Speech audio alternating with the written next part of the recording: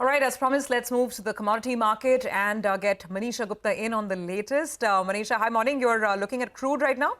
I am Surbi, and this is because after 2% of gains in the first week of 2024, we've started this week on a slightly weaker note. There are 3 or 4 reasons for that. One is that Saudi Arabia has cut its official price for the Asian consumer to the lowest in 27 months, and this is the second straight month that we are seeing this happen. The second point is the rise in output from OPEC and allies itself for the month of December.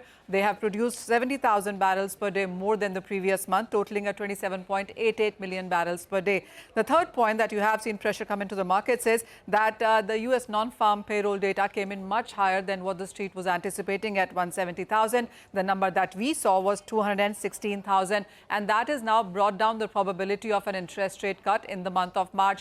Last week it was 90%. It started with the last week ended with nearly 70% of a probability, and right now that stands at 62%. So the probability of a rate cut for the first quarter continues to go down.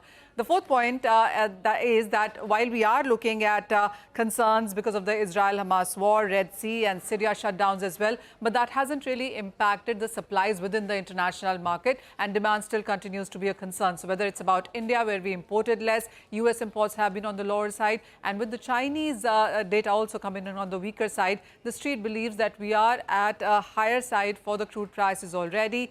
Most people believe that for this quarter, we could be looking at a range anywhere between 68 on the lower side to 80 on the higher side for crude prices. Thank you very much for that. When we talk